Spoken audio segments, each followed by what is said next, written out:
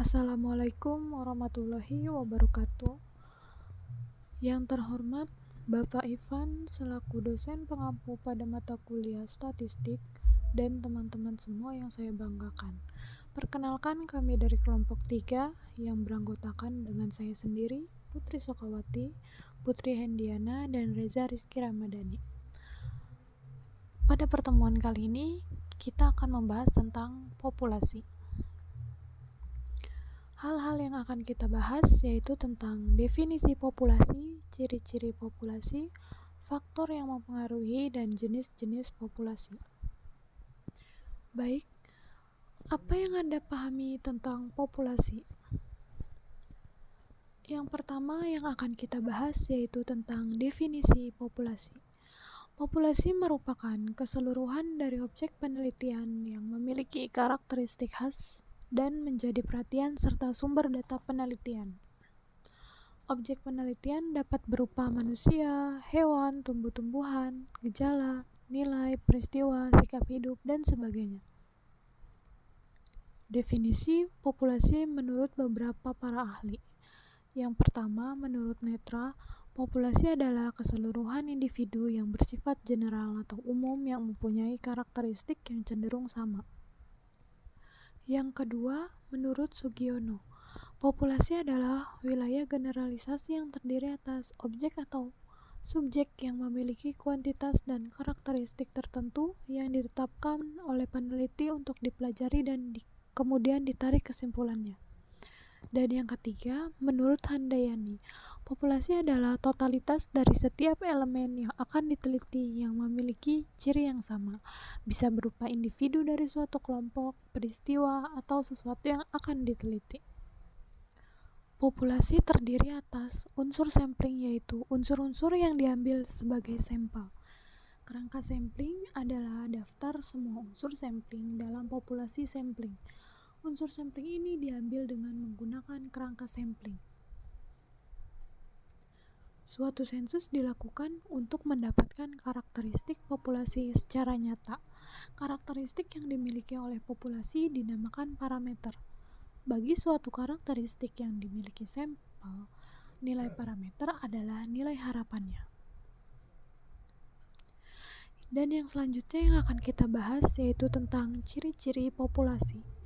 Yang pertama, kepadatan atau ukuran besarnya suatu populasi termasuk berbagai parameter utama ini dipengaruhi oleh kelahiran dan kematian. Yang kedua, sebaran suatu populasi dipengaruhi oleh persebaran suatu objek tertentu, kondisi iklim dan cuaca, struktur, dan umur objek tersebut. Dan yang ketiga, populasi ini juga dipengaruhi oleh komposisi genetik. Dan yang terakhir, terdapat dispersi, yaitu suatu sebaran individu intrapopulasi. Baik, selanjutnya yaitu tentang faktor yang mempengaruhi populasi.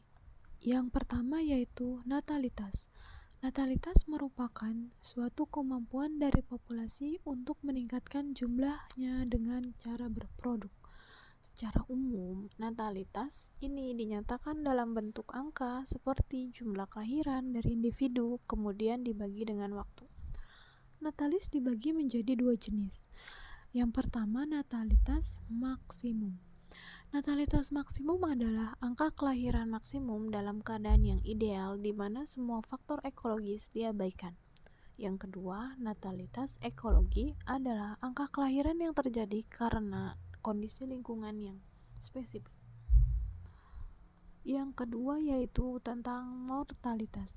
Mortalitas merupakan tingkat kematian individu yang ada pada populasi dalam kurun waktu tertentu. Mortalitas dibagi menjadi dua jenis. Yang pertama, mortalitas ekologi adalah angka kematian yang ada dalam populasi disebabkan oleh kondisi lingkungan tertentu. Yang kedua, mortalitas minimum adalah angka kematian individu yang terjadi pada lingkungan yang ideal. Yang ketiga, densitas. Densitas merupakan tingkat kepadatan suatu populasi yang sering berhubungan dengan ruang dan area. Densitas dibagi menjadi dua. Yang pertama, densitas kasar adalah kepadatan yang jumlah populasinya per satuan ruang dan total.